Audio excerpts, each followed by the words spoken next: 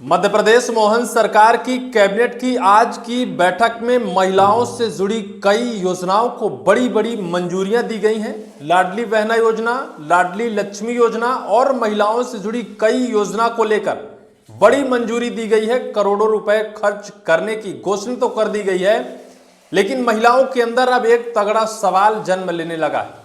लाडली बहना योजना अभी वर्तमान में महिलाओं को 1500 रुपए प्रति महीने मिल रहे हैं। महिलाओं को यह लगातार 5 वर्ष तक देने की घोषणा मोहन सरकार ने आज की कैबिनेट की बैठक में की है। लेकिन महिलाएं पूछ रही हैं कि मोहन सरकार अब महज 2.5 वर्ष और बची है, यानी 2028 में चुनाव होने हैं और चुनाव तक ही मोहन सरकार लाडली बहना योजना महिलाओं के खाते में डाल सकती है। लेकिन आज की कैबिनेट में मोहन सरकार ने कैबिनेट की बैठक में कहा है कि ये 5 वर्ष के लिए बढ़ाया जाता है और अगर 28 में मोहन सरकार गिर जाती है तो क्या इसके बावजूद भी भारतीय जनता पार्टी मध्य प्रदेश में विपक्ष की भूमिका निभाने के बावजूद भी महिलाओं को 1500 रुपए देती रहेगी? ये महिलाएं लगातार आज पूछ रही हैं। आपको मैं खबर दिखाता हूं। लाडली बहना लाडली लक्ष्मी योजना से मिलने वाले महिलाओं को जो रुपए मिलते थे 5 वर्षों के लिए लगातार मिलते रहेंगे, इसकी मंजूरी दे दी गई है। हेल्थ पर 11,835 करोड़ खर्च करेगी एमपी सरकार। सड़क विकास निगम पर नए पद 35 स्वीकृत किए गए हैं। आज की कैबिनेट की बैठक में इनको मंजूरियां दी गई हैं, जिसमें से सबसे ज्यादा अहम और सबसे ज्यादा चर्चाएं हैं महिलाओं की उन योजना को लेकर, जिसमें लाडली लक्ष्मी योजना है और लाडली बहना योजना है। इसके अलावा आशा कार्यकर्ताओं को लेकर भी और स्वास्थ्य सुविधा को लेकर, प्रधानमंत्री मातृ वंदना को लेकर भी बड़ी बड़ी घोषणाएं कर दी गई हैं और इसे लगातार 5 वर्षों तक महिलाओं को देने की घोषणा मोहन सरकार ने आज की कैबिनेट की बैठक में कर दी है।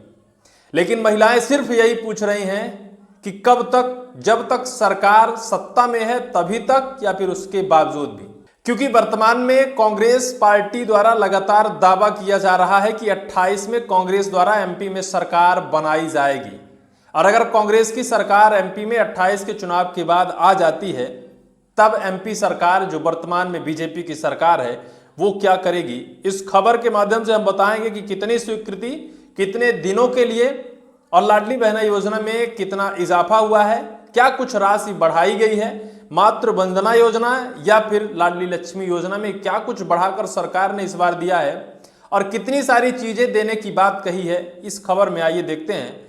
मध्य प्रदेश में लाडली बहना और लाडली लक्ष्मियों को शासकीय सहायता मिलती रहेगी। मंगलवार को कैबिनेट की बैठक में इन दोनों योजनाओं को अगले 5 साल तक जारी रखने का फैसला लिया गया है। सरकार लाडली बहना योजना पर 1,14,365 करोड़ और लाडली लक्ष्मी योजना पर 16,326 करोड़ खर्च करेगी।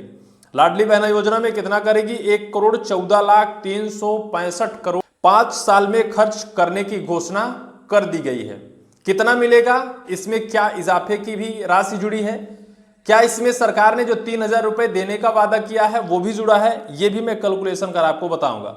कैबिनेट ने मध्य प्रदेश सड़क विकास निगम के 35 नए पद समेत 18 प्रस्तावों को मंजूरी दी है। निगम में पहले से स्वीकृत 7 पद 19 सितंबर 2026 के बाद अगले 5 साल तक बने रहेंगे। प्रधानमंत्री मातृ वंदना योजना को वर्ष 2026-27 से 2030-31 तक जारी रखने का प्रस्ताव भी मंजूर किया गया है। इसमें 60% केंद्र और जबकि 45% राज्य का हिस्सा रहेगा। इन योजनाओं को मंजूरी दी गई है, जिसमें से लाडली बहना योजना है 1,14,365 करोड़ रुपए का लक्ष्य रखा गया है। लाडली लक्ष्मी योजना के लिए 16,332 करोड़ का लक्ष्य रखा गया है।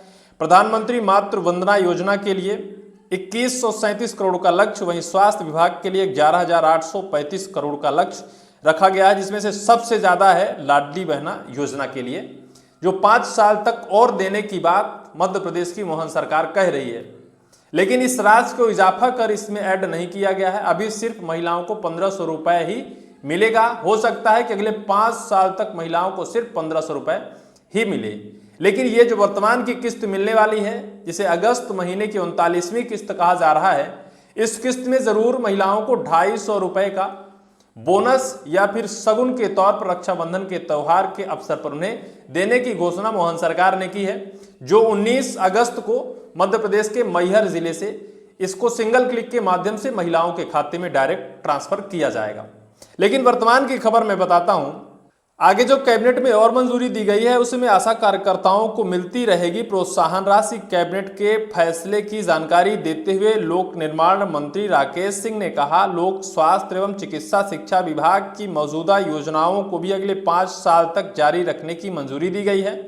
इनमें नए उप स्वास्थ्य केंद्र बनाने, अस्पतालों और डिस्पेंसरी के लिए बिल्डिंग निर्माण की योजनाएं शामिल हैं। उन्होंने कहा कि आशा कार्यकर्ताओं को मिलने वाली अतिरिक्त प्रोत्साहन और कृषि विकास विभाग के 500 करोड़ रुपए में से कम वित्तीय आकार वाली 3 योजनाएं भी अगले 5 साल तक जारी रहेंगी। पंचायत एवं ग्रामीण विकास विभाग के निर्मल एवं अविरल मां नर्मदा मिशन यानी नमन मिशन को कैबिनेट में हरी झंडी दे दी गई है। इसका उद्देश्य नर्मदा से जुड़े संरक्षण और विकास कार्यों को स्थगन रूप से आगे बढ़ाना है। इन सारी योजनाओं को लेकर सरकार ने बड़ी घोषणा की है, लेकिन सबसे ज़्यादा चर्चा है लाडली बहनाओं की, सबसे ज़्यादा चर्चा है लाडली लक्ष्मी योजना की, क्योंकि ये महिलाओं से जुड़ी योजना है और इन योजना के दम पर सरकार सत्ता में आने का दावा भी करती है, दम भी भरती है और निश्चित तौर पर आ भी जाती है, इसलिए इनकी चर्चाएं ज़्यादा है। इसलिए कहा जा रहा है कि सरकार ने भले चाहे वर्तमान में 5 साल तक और देने की घोषणा कर दी है, लेकिन सरकार क्या इसमें कोई नापाक चाल चल रही है? क्या महिलाओं को ऐसे वक्त पर 5 साल तक और देने की घोषणा कर क्या फिर से 28 में महिलाओं का वोट समेटने का कोई ये जालसाज तरीका है? क्योंकि सरकार जब तक सत्ता में है तभी तक इसे देने की घोषणा कर सकती है। चुनाव के बाद का भविष्य अगर पहले कोई पार्टी कर देती है, चुनाव के बाद भी उस योजना को देने की बात करती है, तो निश्चित तौर पर कहीं ना कहीं राजनीतिक तौर से या फिर वोट बैंक के तौर से उन्हें या तो अपने कब्जे में रखना या फिर योजना के लालच में वोट समेटने जैसी बात कही जाती है। इस वजह से चर्चा तेज है कि जब सरकार सत्ता में है तब तो महिलाओं को देगी योजना, लेकिन जब सत्ता से बाहर होगी या फिर 28 का चुनाव ये डिसाइड करेगा कि उसके बाद भी बीजेपी की सरकार रहेगी या नहीं रहेगी, और 28 के बाद भी अगर बीजेपी की सरकार नहीं रहेगी तो फिर 5 साल तक क्या बीजेपी की सरकार के अंदर जो संगठन के नेता हैं अपने जेब से ये बाकी की रकम देंगे या फिर क्या होगा?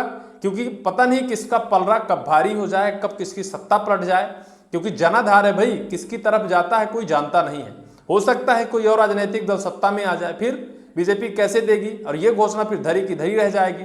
इसका मतलब कुल ये है कि जो वर्तमान में महिलाओं को दी जाने वाली योजनाएं हैं, उन योजनाओं के दम पर सरकार वर्तमान में उन वोटरों को साधने में लगी है जो लगातार सरकार से रेवड़ी के तौर पर डायरेक्ट धनराशि उनके खाते में जा रही है। उन्हें कब्जे में लेने के लिए या फिर कैप्चर करने के लिए ऐसी कुछ घोषणाएं की जा रही हैं भविष्यवाणी के तौर पर कि उन्हें लगे कि अगर सरकार जीतेगी नहीं तो हमें कैसे 1500 देगी, इस वजह से चलो इसी राजनीतिक दल को वोट दे दिया जाए। और ऐसा ही कुछ करने के फिराक में क्या वर्तमान में सरकारें हैं? क्या महिलाओं को सिर्फ वर्गलाया जा रहा है या फिर वास्तव में ऐसा कुछ होगा? अब ये 28 के बाद फैसला होगा, किसके सरताज बनता है और कौन सत्ता में आता है, और उसके बाद डिसाइड होगा कि महिलाओं को 1500, 2000, 3000 मिलता है या फिर सरकारें सिर्फ और सिर्फ अपनी राजनीतिक रोटियां या फिर सत्ता में रहने के लिए ऐसा कुछ कहती हैं। फिलहाल इस पूरी वीडियो को लेकर आपकी क्या राय होगी, कमेंट सेक्शन पर कमेंट आप जरूर करिएगा।